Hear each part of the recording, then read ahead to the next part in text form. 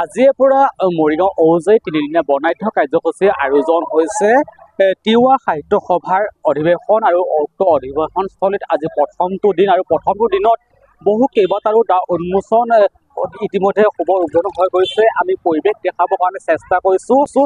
এয়া হৈছে সেই পৰিৱেশ যি মূল মণ্ডপৰ যি তোৰণৰ যি পৰিৱেশ তিৱা সাহিত্য সভা ত্ৰয়োদশ সংখ্যক কেন্দ্ৰীয় ঔজাই অধিৱেশন 2025ৰ যি তিনিদিনীয়া বৰ্ণাঢ্য কাৰ্যসূচী আয়োজন কৰিছে। ইতিমধ্যে কেইবাটাও কাৰ্যসূচী আয়োজন হৈ গৈছে।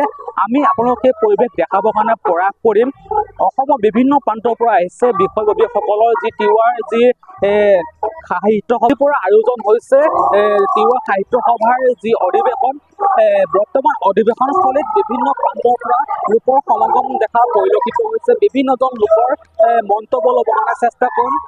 তিৱা ছাত্ৰ পৰিষদৰ মুখ্য কাৰ্যবাহী সদস্য জীৱন চন্দ্ৰ কোঁৱৰ উপস্থিত হৈছে। মৰিগাঁও সমষ্টিৰ বিধায়ক ৰমাকান্ত দেউৰী উপস্থিত হৈছে। মধ্য অসমৰ যি সাতু ৰজা পাঁচু ৰজা যি ৰজাসকল বাইজনকৈ ৰজা উপস্থিত হৈছে। তিৱাৰ যি বিষয় বিভিন্ন প্ৰান্তৰ পৰা উপস্থিত হৈছে। বিভিন্নজন লোক সমাগম হোৱা দেখিবলৈ পোৱা গৈছে। তিৱা সাহিত্য সভাৰ যি অধিৱেশনস্থলীত এনেধৰণে আয়োজন হৈছে, বিশাল আয়োজন হোৱা দেখিবলৈ পোৱা গৈছে। ইতিমধ্যে মই পুনৰ কৈছোঁ, ইতিমধ্যে কেইবাটাও কাৰ্যসূচী শুভাৰম্ভণি হৈ গৈছে, দ্বাৰ উন্মোচন হৈ গৈছে। জোনাল বৰুৱাৰ যি প্ৰতিমূৰ্তি শুভ উদ্বোধন হৈ গৈছে, তাত সমান্তৰালকৈ বিভিন্ন কাৰ্যসূচী হ'বলগীয়া যি দ্বাৰ উন্মোচন কাৰ্যসূচী ইতিমধ্যে সফল উদ্বোধনী হৈ গৈছে। আমি পৰিৱেশ দেখাম, তাত সমান্তৰালকৈ কিছু পৰিৱেশ দেখাবৰ কাৰণে চেষ্টা কৰিম। বিভিন্ন প্ৰান্তৰ পৰা আহিছে, লোকে লোকাৰণ্য হৈ পৰিব, প্ৰত্যেক পিছতে লোকে লোকাৰণ্য হৈ পৰিব। অসমৰ বিভিন্ন প্ৰান্তৰ পৰা আহিছে বিষয়ববীয়াসকল।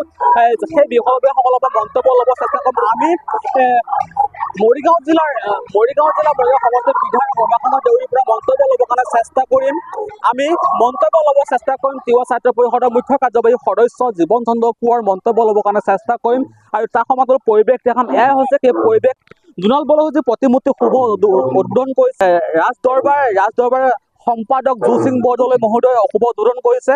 বিভিন্ন প্ৰান্তত থকা যি উন্মোচনসমূহ ইতিমধ্যে সফল উদ্বোধন হৈ গৈছে।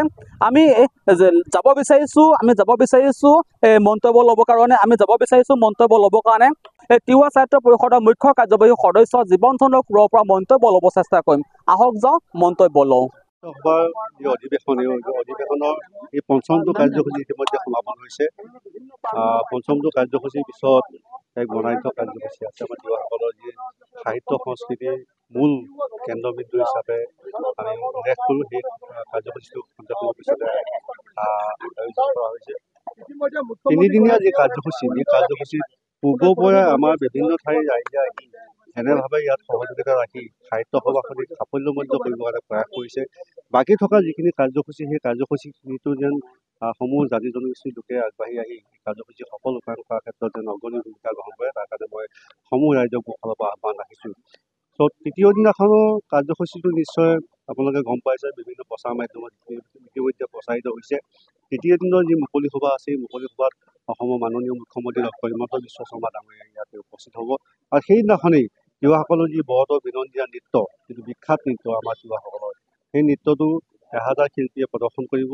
আমাৰ অসমৰ মাননীয় মুখ্যমন্ত্ৰী ডক্টৰ হিমন্ত বিশ্ব শৰ্মাৰ সন্মুখত আমি তিৱা সাহিত্য পৰিষদৰ জৰিয়তেও আহ্বান ৰাখিম যে অসমত বসবাস কৰা বিভিন্ন জাতি জনগোষ্ঠীৰ পৰম্পৰা, কৃষ্টি সংস্কৃতিৰ উদ্ধাৰাৰ্থে বিশ্ব দৰবাৰত প্ৰতিষ্ঠা কৰিবৰ কাৰণে যেনেকৈ প্ৰয়াস কৰিছে, তিৱাসকলৰ এই বৰতৰ বিনন্দীয়া নৃত্যৰ জৰিয়তেও যে তিৱাসকলৰ সভ্যতা সংস্কৃতি ৰক্ষা কৰিবৰ কাৰণে বিশ্ব দৰবাৰত প্ৰতিষ্ঠা কৰিবৰ কাৰণে অসমৰ মাননীয় মুখ্যমন্ত্ৰী মহোদয়ে প্ৰয়াস কৰে, তাৰ কাৰণে তিৱা সাহিত্য পৰিষদৰ জৰিয়তে আমি আহ্বান ৰাখিছোঁ।